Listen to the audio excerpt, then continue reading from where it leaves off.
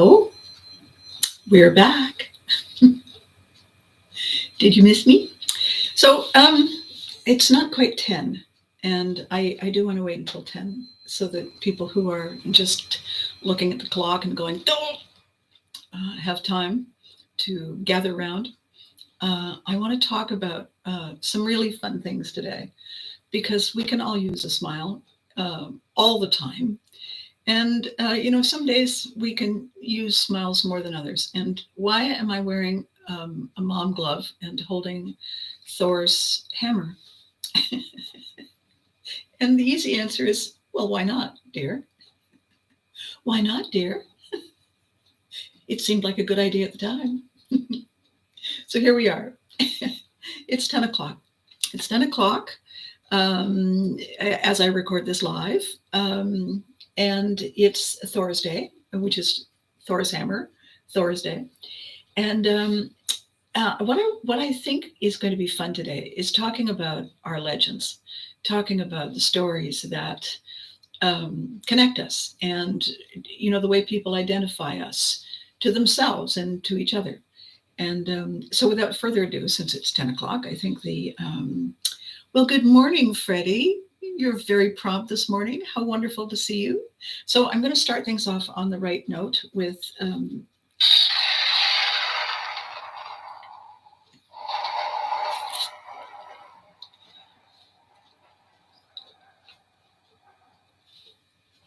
little shot from Thor. So yesterday I had to run some errands, and I've mentioned a couple of times recently that some people in my orbit are having some challenges. And so I was the run and fetch person yesterday, and I went I went into the pharmacy looking a little like that windmill impression I do when I'm a little overwhelmed. And the pharmacist kind of beckoned me over, and she said, "You know why we make people come to the counter and pick up their prescriptions?" And I said, "No." And she said, to give them a reason to get out of the house." And I looked at her, and I smiled, and I said, how is it that we're obviously related and yet we've never met? And she grinned. And I walked away. How I had felt walking into that store was not remotely the same as the way I felt walking out. And these stories that we share with each other are part of that magic medicine that has no side effects except a little more spring in our step. And I love them. I think it's probably the reason I became a storyteller such a long time ago. And so I want to talk about what people think of as, hang on. Is that better? No, I just made it worse. Hang on. I'm looking at it. There. Alrighty then. So what people think of when our name or our face pops into their heads is unique to the memories they have of us. Every single person is kind of a mini tribe. When you say, okay, so mom, dad, buddy, sis, and the dog and the cat and the gerbil and whatnot, technically that's a tribe. But when you isolate them, when you separate them, conversations you have with each parent separately from did you clean up your room, about other stuff, about human stuff that just is between the two of you, that's a mini tribe. And those legends, those stories that we have of each other create the brand, create the look, create the impact of that relationship that we have. My dad and I used to have the most frustrating times. We would lock horns all the time. I'm an Aries and he was a Scorpio. And, however, there was such mutual respect, and he enjoyed me enormously, and I just adored him. Periodically, he would say things that would crack me up or humiliate me, or, I'd walk, Dad. And the stories that I carry with me are magical moments. They're my legends. They're the role that I play in that memory is part of that story. It's part of that legend that I carry with me. I often say that my dad used to tell me bedtime stories, and he would invent them. And every single one of them began about him, because Scorpio. And he would sit down and say, once upon a time, a long time ago, in a far off land, there lived a king who had a beautiful daughter, the princess. And I would get all fluffed up. And then he would make up something on the spot, the original improv guy. And he would, share life sayings. Comedy comes from unexpected sources. Absolutely, it does. Comedy is the element of surprise. Take the cream pie, for instance, or the banana peel on the ground. My dad would suddenly say these random things out of nowhere. And depending on how old I was, I would just think, he's losing it. Or I would actually get it. And so he became in my mind somebody who was a philosopher of some kind, who saw the world and encapsulated what he recognized in human behavior in these weird, short little sayings.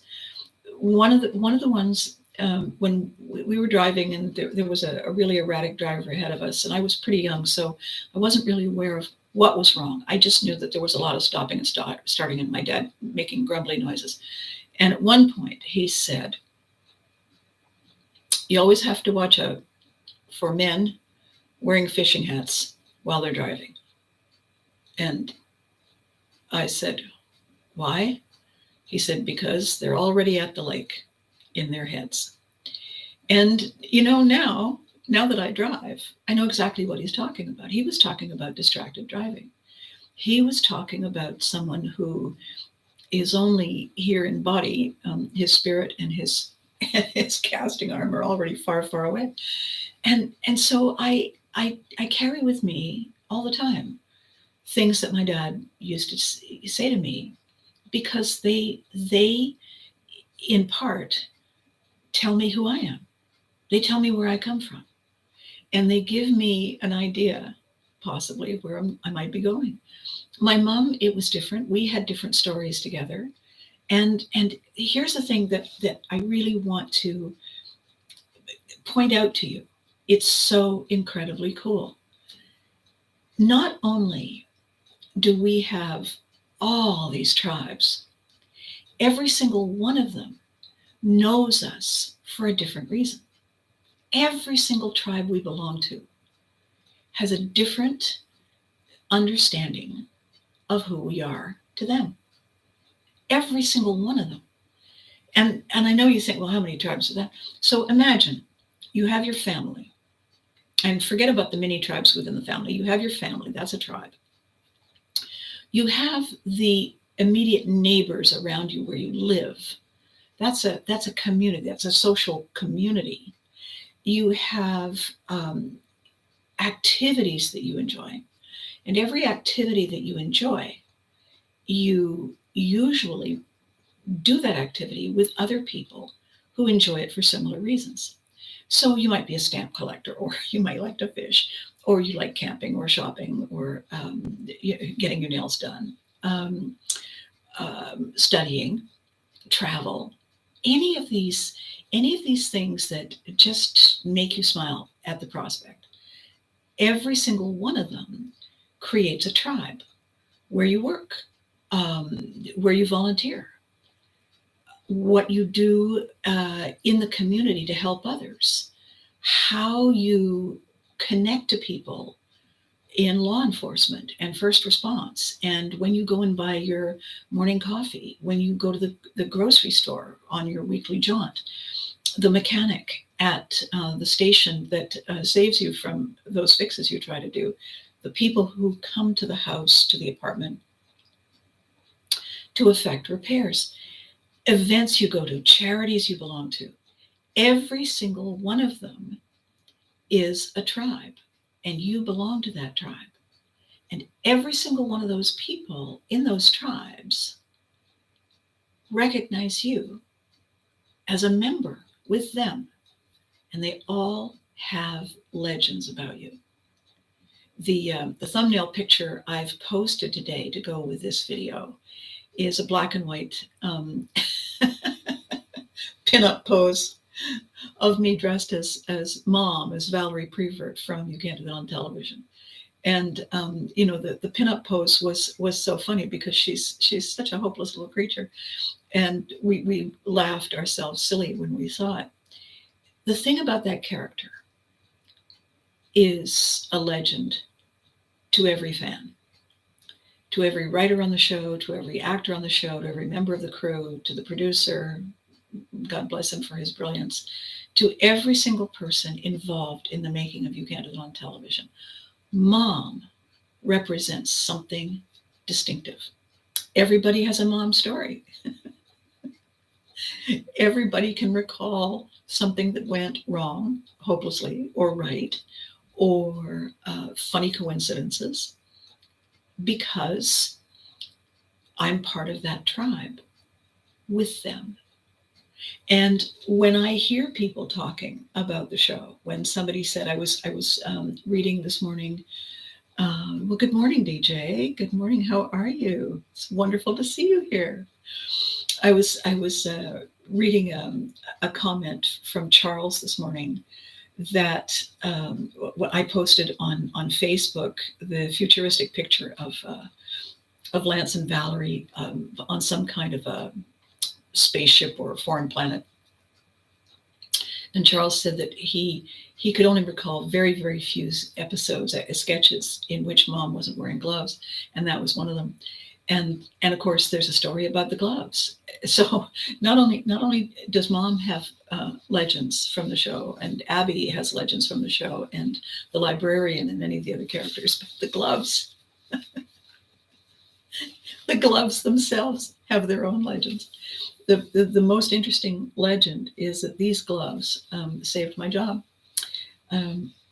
We had to hire, the show had to hire someone to play the mom because we were getting too many fan letters from kids wondering if Dad was a widower, and if yes, what had happened. And the producer and Nickelodeon, who had licensed us, they were saying, this is not the message we want to send. Dad isn't supposed to be a single parent. So the call went out, the auditions happened, and that's another story altogether about how I got chosen. And we got started. I didn't actually come up with the blue dress and the yellow apron and gloves thing right away. I didn't even have the wig, because it just sort of, they plunked me in very, very last minute. So it took me a couple of episodes to go hunting and find the look that I wanted, because I wanted it to be iconic. I wanted it to be something that no one had ever seen before. So just some random colorful house dress and a kerchief around my hair was way too generic. I wanted something that would be distinctive, but I hadn't thought of the gloves. And we got a visit from the Nickelodeon decision makers, who came up to say, okay, we really love what you're doing. We have a problem though. You have the wrong kind of hands for a housewife. So we may have to rethink, it's nothing to do with your acting. And I said, what do you mean? And they said, well, because at the time I had these lovely manicure, long fingernails, and I don't have, even without the fingernails, I don't look like, these hands don't look like they do housework. They look like I studied dance or something. My mother used to say I had the most useless looking hands. My hands looked like they had never done an honest day's work. And you know what? I tried to stay with that legend. That seemed like a really good idea to me. So when I realized that the threat was real, that I was in very serious danger of losing my job, I said, excuse me. And I marched off to the props cupboard, and I said to the props guy, we have an issue. And he said, oh, hang on, I think I can find you something. Opens the props cupboard and finds a pair of pink gloves. And so I popped them on. And I said, perfect. Came back and said, look, Ma, no hands. And Nickelodeon and Roger and Brenda and everybody said, oh, perfect, perfect. And so that was that. As I acquired the rest of the costume, and I realized that pink was kind of this random note that didn't complete the look, even though I had pink slippers. We so seldom saw feet. You know what's interesting? I just realized on most comedy shows you don't often see people's feet. Remember Hogan's Heroes? They there was a story that they used to. Hogan's Heroes was the sitcom about. Doesn't sound like it's funny, but prisoners of war in World War II and how they pulled the wool over the Germans' eyes all the time. Apparently, they shot a lot of their scenes just wearing slippers, because who saw their feet? So I wanted to have something, and then I thought, oh, you know what? Yellow apron, yellow gloves. So this is a whole legend unto itself. When I cross platform, when I blur the line between the brand and I hold up my ancestors' props, I didn't know it was loaded. And I do it wearing the mom glove. I think, you know what? It's just too silly. It's too silly not to do it. So all of our legends, do something for us. And here's what they are. This is the aha moment, okay? The aha moment is this. When we have a legend that everyone understands, it becomes what we're known for. It becomes our brand. It's how we are famous. Now, the amazing thing about stories is that we can always come up with new ones. Every day, something happens. Sometimes it's worth sharing. Many years ago, I was interviewed for something. I had done a comedy of some kind that I'd written. No, you know what it was? I used to write a comedy article for a newspaper. There was a monthly freebie newspaper that went to, 40,000 homes. And they gave me a humor column. And so I would write stuff, whatever occurred to me. Usually at the 11th hour when I suddenly thought, go, deadline's tomorrow. Somebody asked me where I came up with my comedy. I said, it had been a particularly complicated week. And I said, mostly I wake up. Sometimes I leave the house. And they said, wow. And I said, yeah, the stories find me. The comedy finds me. The what the hell was that finds me. And so I know that in that small rural community that I lived for 6.5 years on a farm, I bought a farm, hobby farm. I know there are stories. I don't know what they are, but I am sure. I know at the farm co-op there were stories because I would come in and ask bright questions, channeling mom. Could somebody put together, I bought this weed whacker and I brought the box home and I opened it and everything was in pieces and they would all smile and say, sure, assembly fee is $20. Oh, all right, here you go. Every group we belong to, every place we are, every connection we make with our neighbors, with the pharmacist, with the person who we wave at thinking it's somebody we know and it isn't, and they drive away, they've got a story about us, right? There was this awful moment a year or so ago. I needed to get, I bought something online and it didn't even remotely fit me. So I asked a friend if she knew where there was a tailor to alter things. And she gave me the name and the phone number and I called. And they said, oh, yes, sure. And they made an appointment for me to come in and they told me where they were. So I headed off running late in traffic, desperately trying to find the place. And at the last minute, I see, okay, so that's that number, so it has to be on that side of the road. And I pulled a completely illegal U-turn causing the utmost damn astonishment, pulled up, grabbed the thing, ran out of the car, slamming the door as I left, ran up to the door of the building, put my hand on the handle and yoinked, and I nearly pulled my arm out of my socket because the door was locked. And I thought, what time is it? They have to be open. And then I looked up, and it was the most interesting thing. The place I was going was, I don't know, John's Tailors, let's say, Henry's Tailors. I looked up, and the neon thing on the door, way above the handle, said XXX Kiss. And I thought, and I still have my hand on the door, and I think, oh my God, okay, it's the wrong address. Clearly it's the wrong address. And here I am in morning rush hour traffic, and I have been seen by people going by, and my car is fairly noticeable.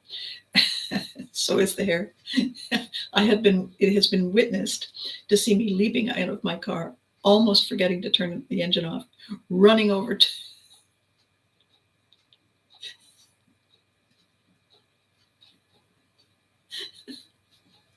a triple X. I have no idea what they're selling inside.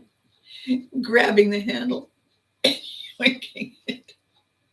And all I could say to myself was, okay, here's how it could be worse. Here's how it could be worse. Calm down. Breathe deep. We are safe. Yeah, here's how it could be worse. I could have actually gone inside it and been seen coming out. I'm like, there's always a saving grace here. And so I'm mortified. My face is the color of my hair, which, by the way, is brighter than this. I don't know. We have to get this fixed, this color distortion. And went back to the car, called the number, and I said, hello, I'm at the corner of Walk and Wait. Happy after dark. Thank you, Freddie. Can you imagine if I'd gone there in the evening? Oh my God. I called and they said, oh, so sorry. Yes, that's the place we're moving to next month. Yes, we're over here. And I said, okay. Do I still have my appointment? Oh yeah, sure. I drove over, and I walked in and I said, okay, so here's the thing. Do you know what that place is now? It's Triple X Kiss. It's a place that sells those sorts of things. Are you really sure you want to have your tailor shop there? I mean, people are going to be coming in with the most remarkable things and asking you, can you make this cut lower or higher or remove something? And they kind of blinked and laughed and said, oh my goodness, we hadn't really thought about that. Okay. And the guy said, what happened to you? And I said, well, and I told him, and he was laughing, and he said, yeah, I see your point. Yeah, we may have to rethink that because we haven't paid any money yet. I said, well, maybe you want to find another spot, because I'm sure they have customers who are going to be as surprised as I was this morning. And you will have all kinds of stories to tell your children and grandchildren and friends. So you see what I'm saying? There is a legend in the making. Can you imagine all the people driving by at rush hour? Every single one of them took away an image of something. And so they were dining out on it. You know, they were having lunch. You never guess what I saw. You never guess. And oh, I think there's going to be a tailor in there. Whatever. Those little moments, those little stories are the ripple effects of our moment in other people's lives. Our moment in their lives becomes a story they tell. Let's say you work at one of those coffee places. You go in and buy a coffee, maybe a donut or something, and they decide to make you Employee of the Month. Okay, so your picture's on the wall for 30 days. That's not going to impact you getting a better college score. That's not going to change anything when you ask somebody to marry you, or get married, or get divorced, or move to a different city. However, for the people who go to that coffee spot, for the people who were or are your coworkers, that is a story. And it's a story that you tell within your family. Yeah, Employee of the Month, 30 days. I got a discount on coffee. Every single thing that happens is layered on top of all the others. And who we become as we grow is this wonderful tapestry, this wonderful collection of stories that we can share. You know, when I get on the phone with my two or three bestie friends that I don't always see that often, but chat with, we together can recall some of the greatest stunts that we have pulled off, gotten away with, or didn't. We can share in the continuing saga of how things are that began then or changed in those long ago moments. And when we finish our conversation and we step away, the other people that we're with, how was your day? Oh, I had this amazing call with, and you'll never guess. And oh my God, somebody says, do you remember the time that the three of us? Yes. And then, of course, I get to email or message back my other friend and say, so I was talking to, and we remember. And this becomes how we connect, how we are involved, how we are never alone, how we are always cherished, how we are always loved, because those connections aren't just ours, they're shared. I'm on one end, you're on the other. These videos, I started doing them on November 30th last year. I said I could organize my time, and once I make a promise, I do my very best to stay with it. I said I can organize my time to do 2 videos a week. I want to record them at 10 o'clock in the morning. So if people can, they can have coffee with me. And if they can't, they can watch me later. The fact that it's live doesn't take away from the fact that it feels live later on when you see it for the first time. Since that first video on November 30th, I have recorded 96 more of them. This is episode 97. And it's amazing. I mean, I in 3 more, I've done 100. And part of the conversation, part of the buildup of my subscriber list, this happened a couple of days ago. I reached out to this wonderful Facebook group called You Can't Live on Television Official. And I said, I have 129 subscribers as of Tuesday, November the 1st. And by Christmas, I'd really love to have 150. I think that would be a great milestone, be a great way to celebrate Christmas. And do you know what these amazing people did in this group? They listened and they said, we're on it. And within a day and a half, I had gone from 129 to right now I have 157. I have 7 more than I thought I would get for Christmas. Now, one of the members of the group said, let's shoot for 1 million, Mom. And I said, alrighty then. So I don't know if you're aware, but when you have 1,000 subscribers and you average 4,000 views a month, YouTube pays you.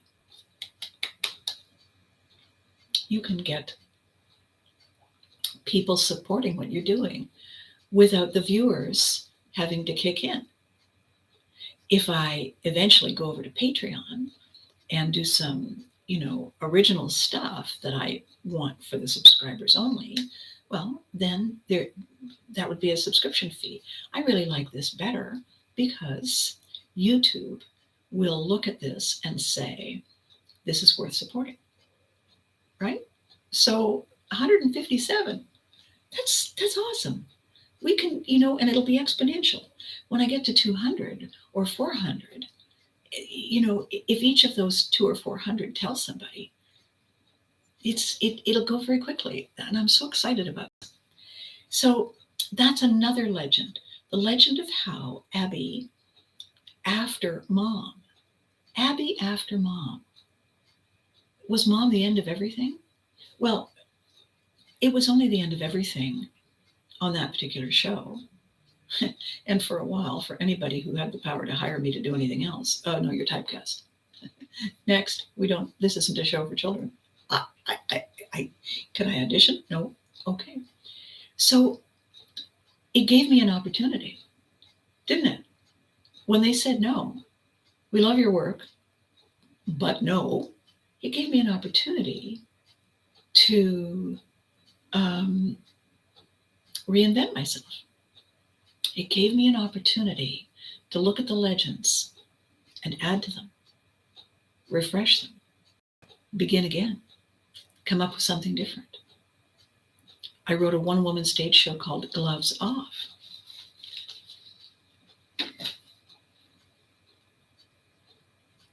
I wanted people to know, to remember that I was somebody more than mom or the librarian, more than the character voices that I did in the cartoons. I wanted them to see me on stage again. I did a one-woman show as the legendary Dorothy Parker, the wittiest woman in America. And people were saying, oh my God, I didn't know you could write. Well, there you are. Not only can I write, I publish. I have a little publishing company.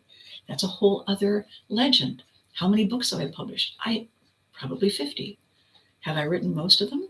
I've either written most of them or I've ghostwritten them or polished them or, mentored the authors because I want a certain look and a certain style. These videos, this is a build-up. This is a working toward a platform I'm calling Story Me TV, where I want to encourage and invite people to help me create original programming. In any genre, any audience. I want to create this wonderful, as Freddie says, these are our connections. I want to create a tribe that has no borders and no boundaries and no time zones. That it doesn't matter which country we're in or from, that we're all together when we want to be. That's the goal.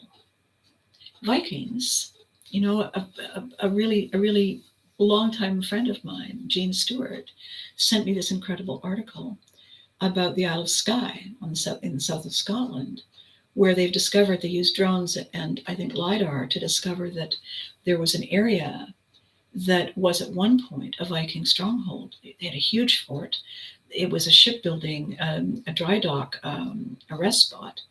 And they were there for decades, controlling everything, because they would sail from Viking land to Scotland, around to the south, park, dock, refresh, make repairs, and carry on all the way down the coast of Europe and further.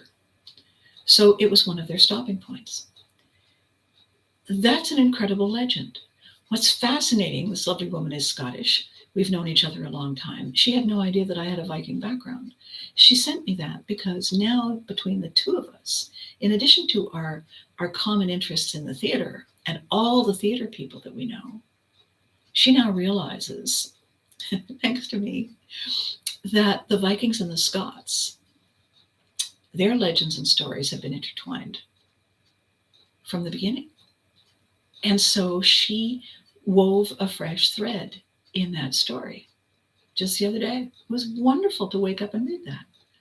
So my invitation to you today, in addition to the breathing, the careful breathing slow and closing our eyes and saying we are safe, is to think about the stories that you have of your favorite people.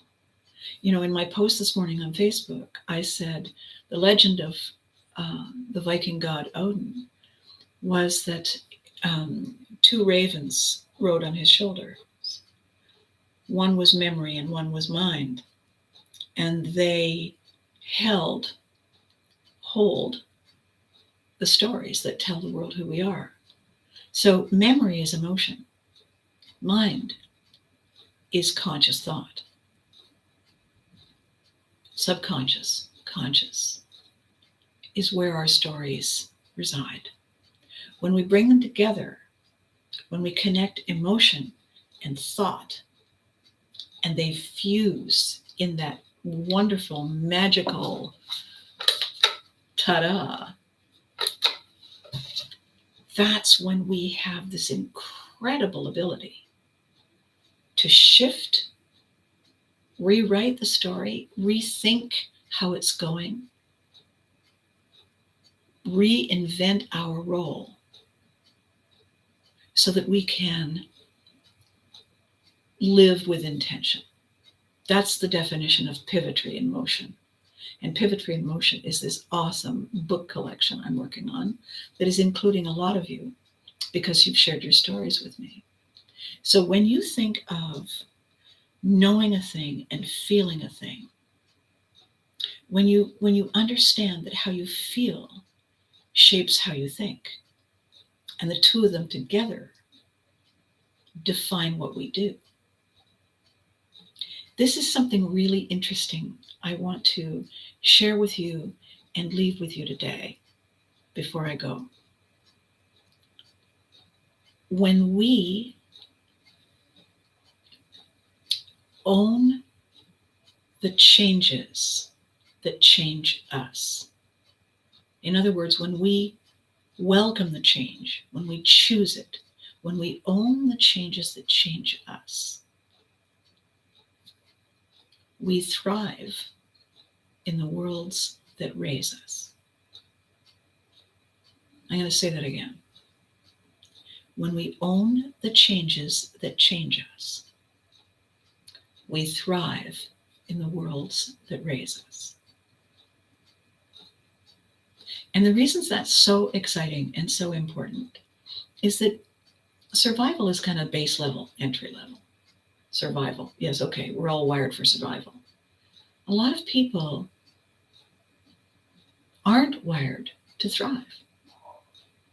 They're doing that whole donkey at the stone grind, never looking up, just one foot in front of the other, same old every day. Status quo. For some reason afraid of change, resisting it. It doesn't matter whether we resist change. Change changes us. There's that great saying about you can never put your foot in the same river twice because the river has moved on and we are different. Change changes us whether we like it or not. So we get to choose if we want to own the change, if we want to say, yes, yes. There has been a series of surprising incidents since August in my little corner of the world. Yes. Am I standing here kvetching and moaning? Oh yeah, absolutely. Doing my windmill impression. Am I a victim? No, not a victim of what happened. I'm collateral damage. I'm not a victim of what happened. I am involved in what happened. And it is up to me to lean in and figure out how to rise above what happened and carry on. That's my job. When I own the changes that change me, I thrive in the worlds that raise me. Is that a wonderful story? Is that a wonderful mantra? Is that a wonderful legend? So here's what I want you to do. I want you, when you can, to comment on this. I want you to tell me a legend, a story. Tell me which tribe it connects to. Freddie has this great story about coming up to Ottawa, overcoming all kinds of obstacles to attend our SlimeCon reunions. Nothing stopped him. Why did nothing stop him? Because he wanted to come. That was important to him. And he did everything he needed to do to make it happen. All the changes that he had to wade into, lean in on, he did. When something else happened, something surprising happened, he figured a way around it. Why? Because he thrives in the worlds that raised him. Freddie has his challenges, and he says to them, okay, let's see what we can do about it. Every day. He's one of the stories in our Pivot Tree series. He and his friend Chris. I think these stories are going to be so important, as important in a different way from the stories and the interviews I did for the book on fame. It's all the same thing. I want to talk to people who are legends, who are known for something. Some are known in big circles, some are known in small circles. I wanted to hear their stories about how it felt to carry that fame, to carry that recognition.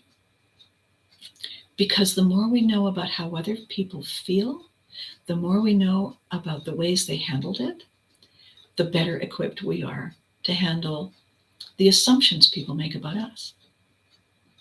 The last thing I want to say before I send all of us on our way is this.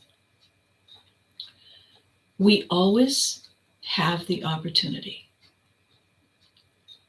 to choose love, to choose to accept that we are loved, that of all the tribes in all the worlds, we belong in the hearts of countless people, just as they belong in ours. Love is our birthright. All the other stuff that comes along, I was having this wonderful exchange the other night with one of the new subscribers and talking about silly little things that delight the inner child, that relieve the stress of the grumpy middle-aged person on the outside. And I said, I think, we have it backwards. I don't think the grumpy middle-aged grown-up is right. I think the inner child is the one in charge. I think the inner child is the one we need to look to for guidance and mentorship. They've got something figured out if they're happy. So love is our birthright. And we are loved by so many people because our lives have intersected theirs. And that's important to know when we're feeling exhausted, when we're feeling confused, overwhelmed, alone, scared. We're not alone. We're never alone. We have all kinds of love around us. And I want you to remember that. Okay? So if you're in this part of the world, we have clocks back thing this weekend. If you're in the US, it's Thanksgiving this weekend. So I want to wish you happy Thanksgiving celebration, all the other celebrations that go along with it, all the other events in your cultures and your communities. I wish you a wonderful celebration. I hope you feel the love. I hope you spread the love. Absolutely fabulous thing about love is that it's not fattening and it doesn't cause calories. Darling. And it goes with everything. So that's happening this weekend. I know we're all going to be a little zorted out with the time change thing. Usually it takes a day or two to get on track. So between now and next Tuesday, Shoes Day, I hope you lean in and think about the stories. I want you to share them with me. I want you to, you can message me on Facebook. You can comment here. You can email me and let me know the stories that make you famous in your tribes. I think that'll be really fun. Is that a deal? I hope so. Okay. Last thing before I go. Be good to you. You're worth it. No matter how bad you feel, no matter what, you're worth it. I saw a thing the other day, I am enough, and I thought, oh, that's annoying. Enough is baseline. I was enough at the beginning of the race. I was enough before anything started. And that's how I think we all deserve to feel. We're awesome. And there are people in the world who agree, who say, yeah, she's right. You are. So remember that. That's why you need to be good to you. You're awesome. And the other thing, very important, remember to hug your loved ones. All right? And I will see you next week. Thanks for stopping by. Story time, for now, is on hold. Bye.